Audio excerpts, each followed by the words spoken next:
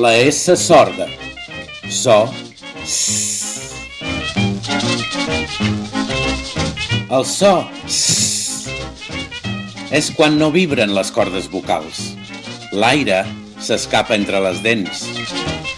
Té 4 grafies diferents.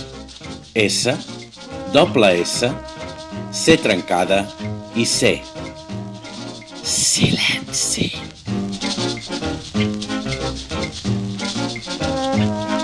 Escriurem C trencada davant de la A, la O la U, però no davant de la E i la I.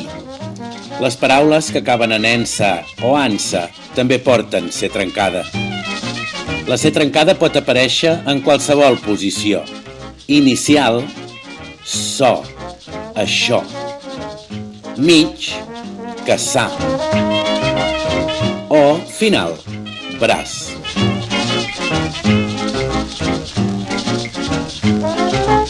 Posarem S després dels prefixos clàssics, com a, anta, anti, auto, hetero, ultra, vice, etc.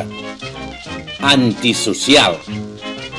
En les paraules compostes, quan el segon element comença per S, tant si van junts com separats per un guionet. Homosexual. Posarem 2 S's, doble S, entre vocals, amb mots que acabin amb assa, issa o issim o ussa, femenins formats amb el sufix s, les paraules acabades en gresó, presó i misó i tots els seus derivats. També posarem doble S en algunes paraules que fan el plural amb aquesta lletra, qualsevol. En algunes paraules compostes, quan comencen per trans i l'element que segueix comença per S, transsexual.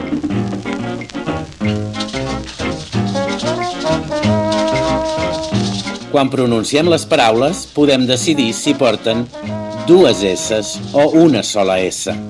A l'exemple, caçar de la selva, doble S, o casa de la selva.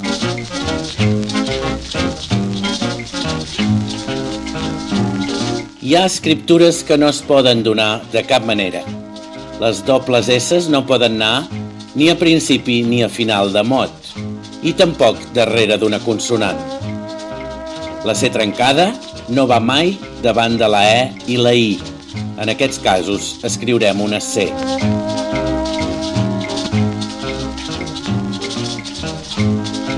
Excepcions n'hi ha moltes, com sempre que fem vídeos d'ortografia. Per això, la memòria visual és imprescindible.